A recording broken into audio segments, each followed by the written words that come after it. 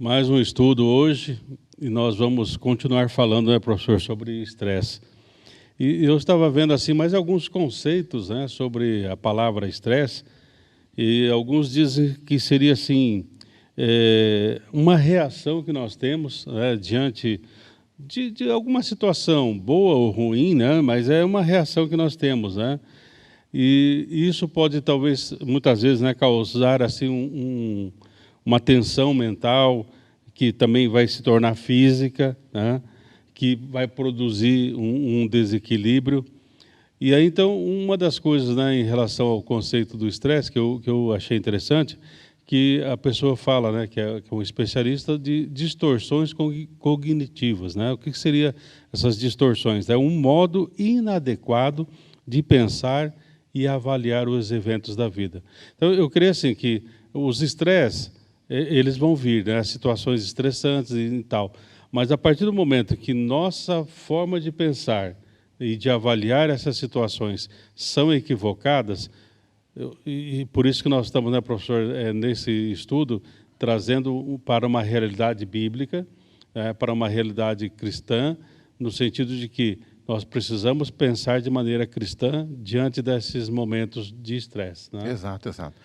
Bom, para quem está nos assistindo hoje pela primeira vez, nós já começamos a falar de estresse no domingo passado, então hoje é o nosso segundo encontro, né? Mas se você perdeu o anterior, assista depois, mas não, fique tranquilo, porque nós vamos trabalhar hoje, vamos revisar rapidamente alguns conceitos aqui. Então, apenas complementando o que o pastor falou, né? Nós entendemos que estresse é o quê? É a resposta do organismo à situação de ameaça à sua integridade, né?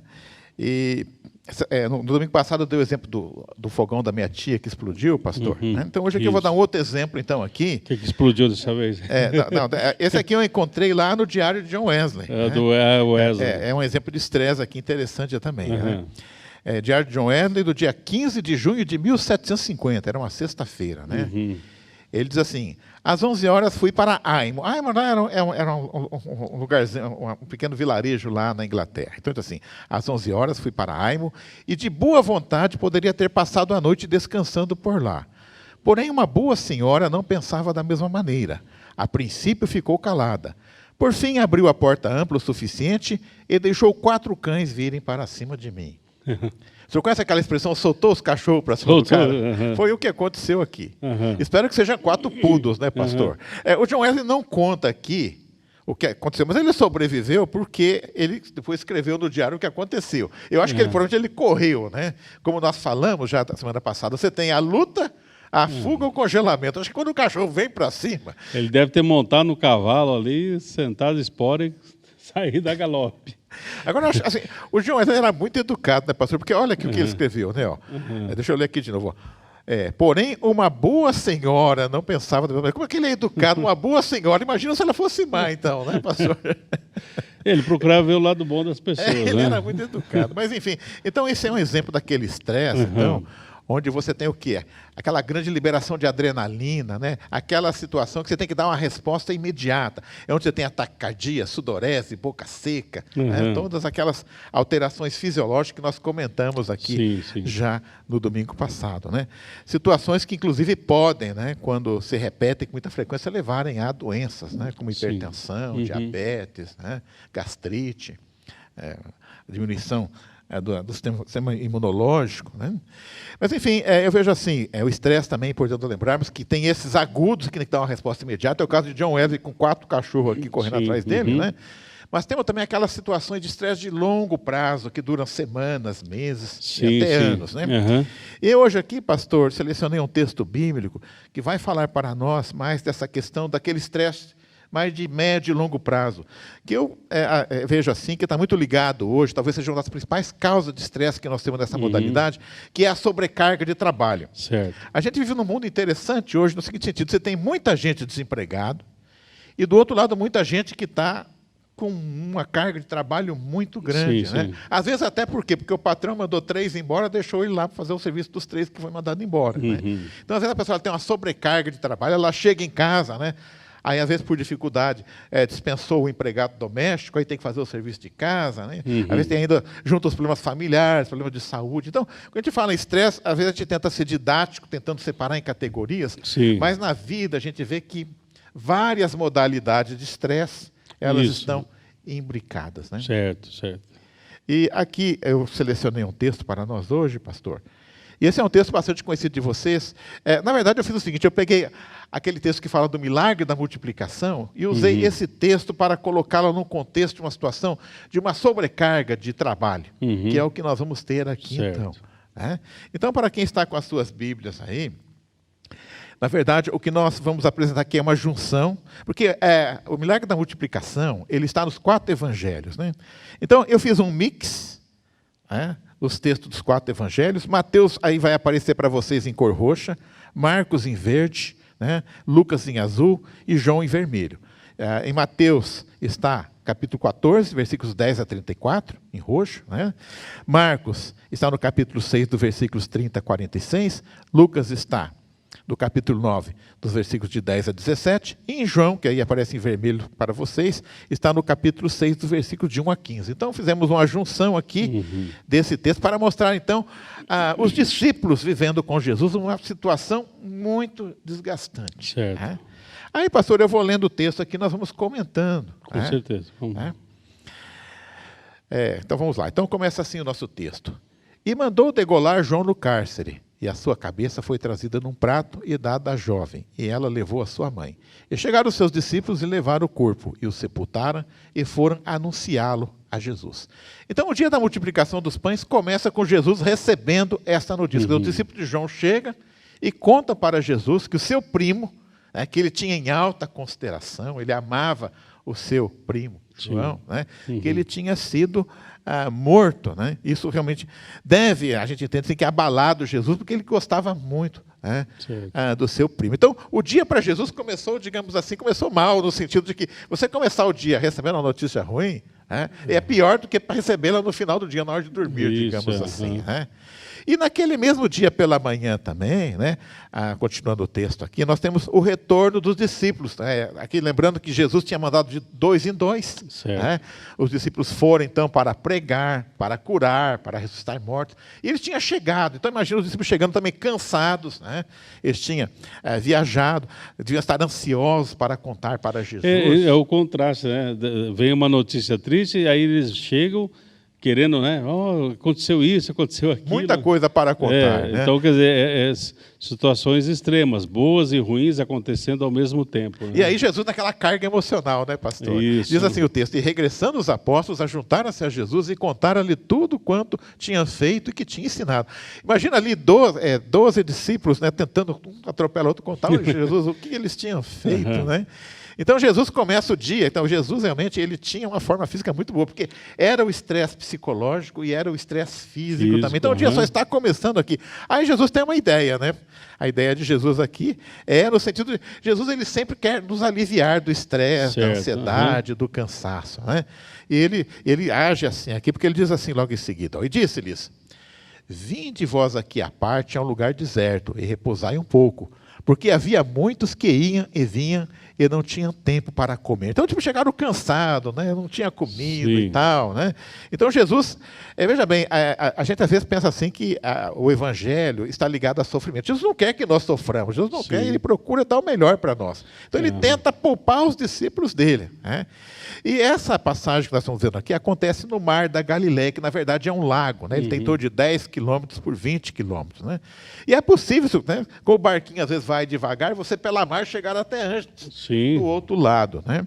E é o que vai acontecer aqui. É importante lembrar que nesse contexto também, nós sabemos hoje que muitas pessoas estavam a caminho de Jerusalém, era próximo da Páscoa, então havia muitos peregrinos, então havia muitas pessoas próximas de Jesus ali. E quando eles ficaram que Jesus estava por ali, aí pararam a peregrinação. Né? O texto continua assim: e depois disso partiu para o outro lado do mar da Galileia, e foram sós no barco para um lugar deserto, de uma cidade chamada Betsaida. E a multidão viu-os partir, e muitos correram para lá a pé, de todas as cidades, e ali chegaram primeiro que eles e aproximaram-se dele. Pastor, eu fico imaginando aqui, você está querendo descansar, você está cansado. Né? O dia você recebeu notícia ruim, recebeu notícia boa, Jesus quer descansar. Sim. Levou os discípulos juntos. Né? Aí quando você está chegando para descansar, está começando o serviço. Está assim de gente lá. Um querendo ser curado, outro querendo falar com Jesus. Né? Então, perceba assim, o estresse vai se tornando então, uma sobrecarga na vida da pessoa. Né? Essa é uma situação, pastor, que eu vejo assim, quando vem uma multidão e te empurra daqui, empurra dali, é um negócio que tira as energias, é algo que é cansativo. Né? Então imagina você está pensando que vai começar o descanso, na verdade está começando ainda um longo dia, né? Porque a multidão, né? É muita gente. Né? Nós sabemos depois que só de homens havia 5 mil que vão ser alimentados, depois então, imagina, mais mulher, mais criança, né? Aí tem 20 mil pessoas em volta de você ali, naquele empurra, querendo ser curado, ser tocado por Jesus. Que carga emocional Jesus enfrenta. Né? Interessante isso, né, professor?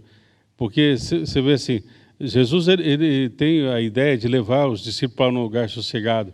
Porque muitas vezes, na situação estressante, nós temos que dar uma parada. Isso, é verdade. Nós temos que parar, pensar, muitas vezes até assim, nos alimentarmos de maneira adequada, porque muitas vezes a gente se alimenta, mas não se alimenta de maneira adequada, porque o estresse também, ele pode, a pessoa estressada, né, alguns autores dizem que podem estar mais sujeitos às doenças. Isso. Então nós temos que tomar cuidado, né, porque pode ser o estresse psicológico e tal, mas se torna uma coisa física, que vai afetar todo o nosso organismo. Né? Eu acho que esse texto aqui, pastor, ele nos fala, muito parecida. Vamos imaginar o seguinte, você teve uma semana de trabalho dura.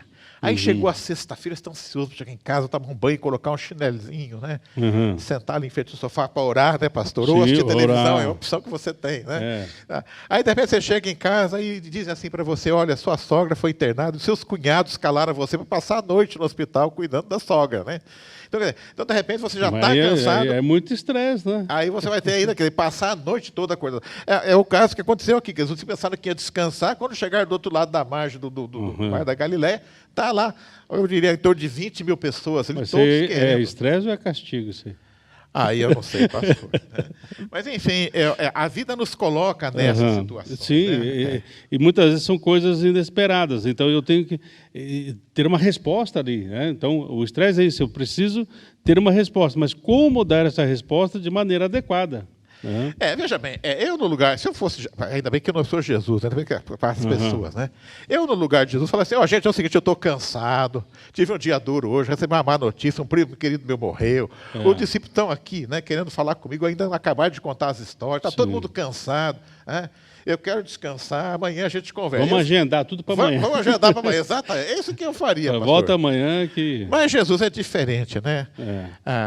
Diz assim o texto, né? E Jesus, saindo, viu uma grande multidão e teve compaixão deles, porque eram como ovelhas que não têm pastor. E começou a ensinar-lhes muitas coisas. E falava-lhes do reino de Deus e saravam os que necessitavam de cura. Ou seja, né, Jesus, ele está cansado, tanto psicologicamente como fisicamente. Ele quer descansar, o seu corpo está pedindo. Mas ele tem o quê? Ele tem compaixão. Compaixão, isso motivava ele, né?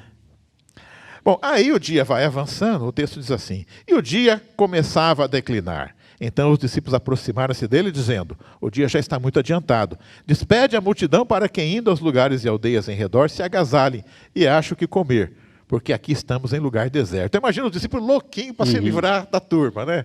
Ô, Jesus, despede a turma aí, né? E a gente fica em paz aqui, né? Aí Jesus, né, sempre surpreende, né?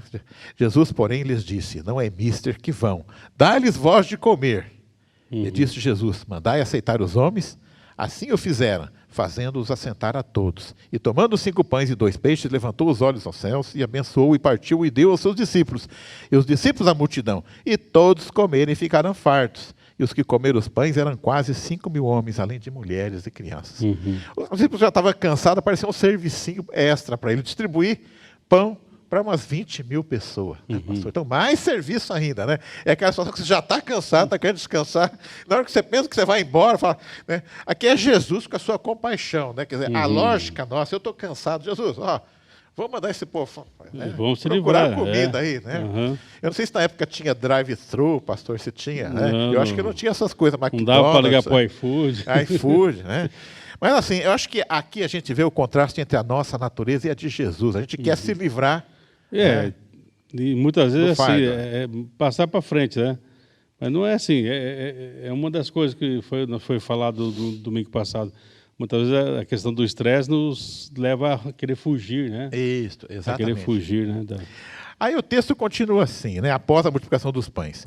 E quando veio a tarde, Jesus obrigou, alguns textos falam ordenou, outros insistiu e alguns outros obrigou. A impressão que me dá aqui é que Jesus estava querendo realmente agora ficar só. Ele também ele quer se livrar dos discípulos no bom sentido. Sim. Porque ele quer falar com o Pai. Isso. Então, a gente tem que saber, professor, que existe um momento em que nós temos que dar um basta. Isso. Opa, não, agora não. Né? Então, como eu tenho uma agenda, né, e eu preciso ter uma agenda realmente séria, no sentido de falar, não, agora este momento é para para a oração, para estar com o Pai. Para oração, para estar com Deus. É um momento para mim mesmo, né? Isso. Porque muitas vezes nós embolamos a vida. Exatamente. A vida fica embolada. Aí o momento que é para a família, você está fora. O momento que é para estar fora, você está em outro lugar. E assim vai, né? Não.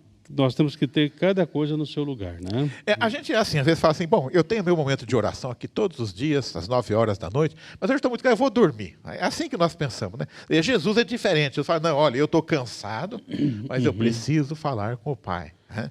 E é interessante, a gente sabe aqui, nós não lemos esse texto, mas a gente sabe que quando Jesus multiplicou os pães, o povo ficou tão entusiasmado que queria fazer Jesus rei.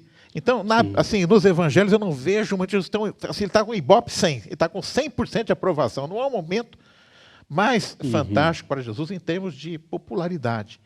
Nós, quando estamos no auge da popularidade, estamos por cima da carne seca, a gente pensa na gente mesmo. Sim. Mas Jesus é diferente. Quer dizer, naquele momento que ele está no auge, ele quer falar com o Pai. Né? Então, é um exemplo para nós também, pastor. Né? Mesmo cansado, né? Ele abre mão de descansar, fala para eles, vão em frente. Né? Sim. E ele vai, então. Né? Porque, na verdade, professor, quando ele para ali, ele está cansado, mas quando ele vai para a oração, aquele momento da oração, para ele, é uma forma de alívio. Também para ele é uma forma de exatamente, renovo, é uma forma de restauração. Né? Aí o texto continua, e agora nós vamos entrar aqui. Então, até aqui a gente tem chamado de estresse crônico, aquele da sobrecarga. Os discípulos lá tinham viajado, estavam cansados. Né? O dia começou com eles pensando que ia descansar, tiveram um dia longo, até o entardecer. Certo. Né? Aí eu imagino que quando os discípulos entraram no barco, falavam, oba, agora é a nossa vez. Né? Agora está tranquilo. Agora está tranquilo. Jesus ficou lá com a multidão despedindo deles, e nós só estamos tranquilos, deixa Jesus lá resolver com eles. Né?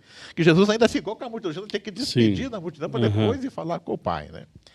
Mas aí o texto continua assim. Agora nós já vamos sair da multiplicação dos pães. Jesus está lá no morro orando sozinho com o Pai. E os discípulos estão no mar da Galileia. Agora essa parte aqui, ela se encontra, se alguém quiser ler depois com mais detalhes, em Mateus, capítulo 14, versículos de 22 a 36. No Evangelho de Marcos, capítulo 6, versículos 45 a 56. E no Evangelho de João, capítulo 6, versículos 14 a 21. Aí com cada um com uma cor, aí como aparece no texto. Né? Vamos ler aqui então. E entrando no barco, atravessaram em direção a Cafarnaum, e já era escuro. E o mar se levantou, porque um grande vento soprava. E o barco já estava no meio do mar, açoitado pelas ondas, porque o vento era contrário. E vendo que se fatigavam a remar, porque o vento lhes era contrário, perto da 4ª vigília da noite, dirigiu-se Jesus para eles. Aqui, pastor, aquele eu chamo de estresse acumulado. Né? Eles tinham o estresse do cansaço de dias de trabalho intenso. E agora que eles pensaram que ia relaxar no barquinho, vem uma tempestade, né? O mar se agita. E aqui, pastor, nesse texto, que aqui nós temos o estresse agudo, aqui é aquele da adrenalina que a gente sempre falou, que nem o Wesley correndo dos cachorros lá. Então, agora aqui... Há algumas palavras que me chamam a atenção, que são essas aqui, pastor. Ó. Se fadigavam a remar. Aqui eu acho que os discípulos estão cometendo um erro, pastor, um erro que é fácil falar olhando hoje aqui, 2 anos passados. Né?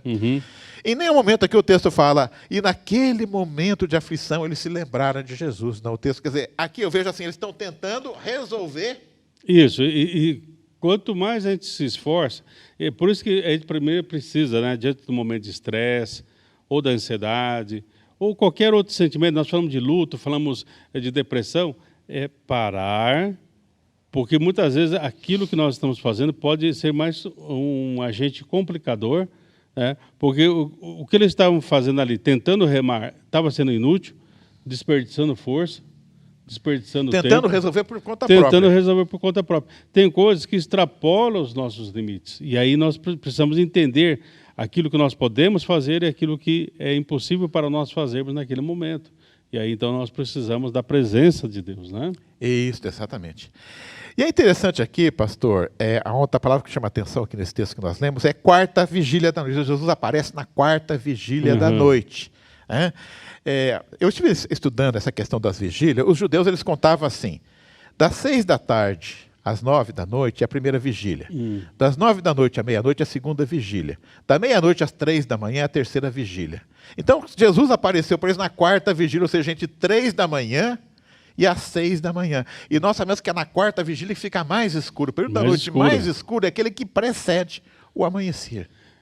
Então, você vê assim, ó, tem uma tempestade, está escuro, quer dizer, são fatores estressantes realmente, né? Então, porque muitas vezes assim, não vem um problema só, muitas vezes vem um balaio de problemas, situações, aquilo outro, né, tal. Então, por isso nós precisamos, né? Não adianta ficar remando, está escuro, o que adianta eles remar se estava escuro, eles não sabiam nem para onde estava indo, né? Isso, exatamente, né? Eu vejo aqui, pastor, aquele conceito de Wesley de graça preveniente, né? Ou seja, aqui Jesus chega, né? Aliás, eu vejo até um certo simbolismo aqui, porque a quarta vigília é o momento mais escuro da noite. Quer dizer, muitas vezes Jesus chega no momento mais escuro da vida do indivíduo, que é o momento mais tenebroso, né? E aquele momento que ele já está perdendo a esperança. Quer dizer, aqui não é... Eles não pediram ajuda de Jesus aqui. Aqui o texto fala que eles simplesmente remavam, né? Tentando chegar à margem, de qualquer lado da margem, né? E aí Jesus, ele interfere. A graça preventiva, ou seja, é Deus, né? Jesus, ele vai caminhando, né, pelo mar para chegar até lá. Jesus tinha muitas maneiras. Jesus podia ir lá do monte que estava orando, né? Ele sabia que o discípulo estava em apuros ali, né? Podia ir lá dar uma ordem lá, para o vento parar, né? Mas Jesus tem a sua maneira de atuar. Jesus também ele quer ensinar. Não está aqui no texto que nós leremos, mas nós sabemos assim, que os discípulos tinham ficado envaidecidos com o milagre da multiplicação dos pães. E eles também tinham feito muitos milagres, né, nas suas vidas. Então, eles estavam assim se achando, né? Então Jesus aqui vai estar trabalhando também a questão da humildade deles, né? Porque tudo aconteceu pela dependência deles para com a pessoa de Jesus e em obediência à palavra de Jesus. E esse é um problema, professor, quando nós achamos que as coisas estão acontecendo por nós mesmos. Isso. Porque nós estamos orando, as coisas estão acontecendo. E aí, como nós vamos lidar quando nós oramos e as coisas não têm a resposta que nós gostaríamos? Bom, pastor, eu já havia falado aqui algumas semanas anteriores que tem uma lei de Murphy que os americanos usam muito, que diz que nada que está tão ruim não pode ficar pior. Né? Então veja que ele já tinha passado um dia cansativo. Começa com a notícia da morte de João Batista. Isso. Aquele dia todo que ele empurra, 20 mil pessoas querendo falar com Jesus e tal, aquela confusão. Aí no bar, eu imagino o seguinte, como Jesus tinha falado que tinha sobrado 12 cestos de pão. Então, acho que ele estava no barco com o pãozinho lá. O pão nosso está garantido aqui. Jesus ficou lá se despedindo da multidão, né?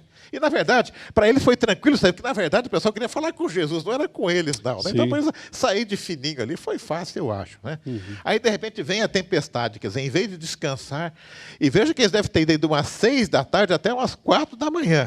Então, essa questão também de viver o dia a dia não deu, porque aí virou a meia-noite, eles continuaram lá na luta, né? E Jesus, ele vem de uma maneira diferente, porque Jesus vem caminhando, né? E eles não entendem, é verdade, a gente conhece a história toda, mas o que aconteceu quando Jesus vai em direção a eles, né? Aí é um terceiro tipo de estresse. Então tem o estresse do cansaço crônico, aí no barco o estresse agudo, que é uma situação que tem que resolver logo, que não se resolve, né? Passaram as 6 horas à deriva, pelo menos ali, 6 a 9 horas, né? E agora vem um outro tipo de estresse, que é o estresse do medo, que é outra forma de sofrimento também, né? Que nos aflige muito, que é a questão do medo, né? Medo de fantasma está incluído aqui, né? Porque o texto continua assim, ó. Jesus, então, né, se dirige a eles caminhando pelo mar. Né? E o texto continua assim. Mas quando os discípulos ouviram andar sobre o mar, pensaram que era um fantasma. Assustaram-se e deram grandes gritos, porque todos ouviam e perturbaram-se.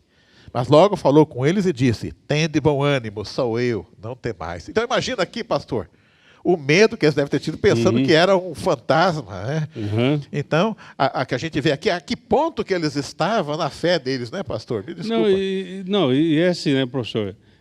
Imagina, então, eles entraram, por isso que eu falei, eles estavam naquele estresse, tentaram remar e tal, desperdiçaram forças e tal, e agora era um estresse que ofuscou a visão deles. Isso. Então, muitas vezes, no dia do estresse, nós não conseguimos ver que Jesus sempre, né, vem ao nosso encontro. Isso. Bom, a gente já sabe, né? Com Cristo no barco vai tudo bem. Então, Sim. a gente continuar o texto aqui, Jesus ele vai subir no barco, né? E aí o vento vai se acalmar. E um dos comentaristas dos evangelhos, eu não anotei aqui, mas ele vai dizer que, né, isso aconteceu porque os discípulos estavam muito orgulhosos. Isso, parte disso foi uma lição para eles também. Sim. Então, eu vejo o pastor trazendo para nós aqui, né, essa questão de um estresse. Muitas vezes pode ser também que Deus está trabalhando na nossa vida. Sim. Né? E esse estresse poderia ter sido resolvido já há 6 meses, né? Não resolveu porque esse encontro com Jesus você foi adiando. Né? Então, Jesus está sempre disponível para nós. Quando Jesus estava lá no morro, né? Quando ele estava no barquinho, Jesus já sabia que ele estava naquele apuro ali. Né? Mas eles não pediram ajuda para Jesus. Né? Jesus teve que terminar de conversar com o pai, né, chegar, né, e caminhando pelo mar. Então veja que esse estresse poderia ter sido resolvido quando começou o vento forte, né, podia falar Jesus, né, clamar para Jesus, a Deus, enfim, né, utilizar, né, a perspectiva da fé. Né? Então a pergunta que eu faço para quem está nos ouvindo e está passando às vezes assim, já por uma situação de estresse de muitos, há meses, né, a pessoa está arrebentada já com esse estresse acumulado, né? A pergunta é, você já falou com Jesus ou você está como os discípulos tentando resolver está o problema? Tentando remar e é inútil, né? Porque não vai chegar a lugar nenhum. Então, professor, como nós falamos, né, já nos nossos estudos, é um emaranhado de sentimentos, né? E me chamou a atenção, né, um texto que o título dele é assim, em Auschwitz não havia Prozac. Ou seja, lá nos campos de concentração na Alemanha não havia Prozac. Isso é um livro escrito por uma mulher chamada Edith Eger, que ela foi uma sobrevivente, né, do campo de concentração. E esse livro dela fala sobre depressão, sobre ansiedade e sobre estresse. Porque, eles estavam prisioneiros. Então, cerceados de toda a liberdade, enfim, né? Havia muitos depressivos. Né? Havia também a ansiedade, porque eles não sabiam se sairiam dali com vida ou se iriam serem mortos ali. E, além disso, o estresse do dia a dia. Né? Então, aí ele fala assim, mas não tinha Prozac. Quer dizer, não tinha como aliviar a dor. Né? E aí ela começa uma das ideias assim, né, que ela fala assim que o contrário da depressão é a expressão. Nós precisamos expressar os nossos sentimentos, aprender a expressar os nossos sentimentos. Se está doendo, como que está doendo, por quê, como que é o sentimento, né? E ela diz, aquilo que é expressado não pode nos atingir. Mas se eu começo a guardar, vai ter, ao invés de uma pessoa explodir, ela implode. Interiormente ela vai se desgastando, né? E ela diz, aquilo que nós guardamos só para nós, isso pode nos adoecer. E uma das coisas que me chamou a atenção nesse texto, que ela fala assim, que eles ali, né, e ela como uma sobrevivente, ela teve que aprender a ser uma boa observadora de si mesma. Né? Ou seja, o que eu posso fazer, o que eu não posso fazer, é hora de remar, é hora de parar de remar, é hora de clamar a Deus ou não clamar a Deus, né? Então, uma das coisas, né, que ela diz assim que... Então, imagina, havia tipos de dores físicas, psicológicas, espirituais, vamos dizer, todos os tipos de dores, e ela diz, não havia nenhuma forma de anestesiar essa dor. Né? Então, Existem momentos na vida realmente que nós não vamos ter, por exemplo, uma pessoa, nós falamos de luto, uma pessoa enlutada. Não existe um anestésico para essa dor. Não existe um anestésico para certos tipos de sofrimento. Né? Então, é nesse momento que nós falamos, Senhor, vem ao meu encontro. O meu barquinho está sendo levado pelas ondas, está escuro, eu cansei de remar, então me ajuda nesse momento. Né? Então, esse foi um texto que me deu uma clareza, né? Porque realmente existem coisas na vida que o ser humano não pode anestesiar, a não ser a graça de Deus em nós. Pastor, eu entendo aqui que nós temos aqui três situações. Essa dos discípulos no barquinho tentando sair daquela tempestade por si só, é aquele indivíduo que ele vai até o esgotamento, digamos assim. Quer dizer, a misericórdia de Jesus é tão grande que ele ainda vai lá, ele toma, quer dizer, é Jesus que toma a iniciativa. Mas se você esperar Jesus tomar a iniciativa para te ajudar, você vai sofrer muito. Quer dizer, você não precisa esperar. Né? Você pode clamar em vez de... Né? Você pode clamar, né? E aí você vai ser atendido. Mas Jesus ainda ele vai além, porque muito antes de você pensar em sofrimento, ele diz assim lá, né, no Evangelho de Mateus, capítulo 11, versículo 28. Vinde a mim todos que estáis cansados e oprimidos, e eu vos aliviarei. Ele continua assim, tomai sobre vós o meu jugo, e aprendei de mim, que sou manso, humilde de coração, e encontrarei descanso para as vossas almas, porque o meu jugo é suave e o meu fardo é leve. Então Jesus nos convida, ele toma a iniciativa, né, antes de você estar estressado. Porque ele sabe que a vida humana traz as sobrecargas, né? E uma das coisas, professor, que sempre me chama a atenção quando a gente lê esse texto aqui, né, tem um comentário bíblico de William Barclay, quando ele comenta, por exemplo, aqui no livro de Mateus, ele fala assim que naquela época, né, por exemplo, não havia assim indústrias, não havia coisas feitas em escalas, né? Então era uma coisa artesanal. Então, vamos dizer assim, quando tinha lá um animal, um exemplo, o boi, então quando ia fazer o jugo, fazer a armação ali para que pudesse ser usado, então tinha que, vamos dizer assim, como um alfaiate, antigamente, ele tirava a medida, então tira a medida ali do boi, das costas do boi, como que é tal, e faz o jugo adequado, personalizado. Então, é isso que Jesus está falando assim, com cada pessoa, né? Então, por exemplo, o meu fardo que o senhor vai trazer para mim é diferente do seu, e tal, porque cada um de nós tem uma medida, e Deus conhece essa medida, e Ele faz as coisas da maneira mais justa possível, né? Nós estamos falando aqui desse episódio aqui, dos discípulos desesperados no mar. Eu me lembro de uma música da minha infância que a gente cantava assim, com Cristo no barco, tudo vai muito bem. Né? A música, você deve se lembrar dessa música também. Então, para aqueles que estão estressados, aqueles que estão com o barco afundando, né? Eu encerro aqui então, nesta manhã dizendo, chame Jesus para entrar no seu barco. Com certeza, né? Nós precisamos, né? A vida é estressante, como eu falei, né? Seria bom se nós tivéssemos, né, anestésicos, né, para certos tipos de dores da alma, dores de separação, dores disso, daquilo, mas infelizmente não temos. Eu estava, uma das coisas que sempre me ajuda, eu fiz um curso, né, professor, chama-se Celebrando a Recuperação, muito bom. Até nós tínhamos ideia, né, de fazermos aqui na igreja, mas por causa da pandemia, infelizmente não foi possível, né? Mas nesse texto eles trabalham, professor, com a ideia daqueles 12 passos, né, dos alcoólicos anônimos, lógico, adaptado para os princípios cristãos, mas é uma das orações que é feita, né, no AA, que chama-se Oração da Serenidade. Isso, eu sempre procuro meditar nisso, porque ela começa dizendo, né, uma oração que se dirige a Deus e diz assim, Deus, conceda-me a serenidade, ou seja, tranquilidade, mansidão. Mas por que ele faz essa oração? Por que ele está pedindo a serenidade? Ele diz assim, para aceitar as coisas que não posso mudar. Então, nós precisamos da serenidade porque existem coisas que nós não podemos mudar. por exemplo, a morte de uma pessoa, muitas vezes uma situação de enfermidade crônica. Nós não podemos mudar. Então ele pede a serenidade e a mansidão. E aí então ele vai um pouquinho mais, ele diz assim, que ele também pede a serenidade para que ele tenha a coragem para mudar as coisas que posso. Amém.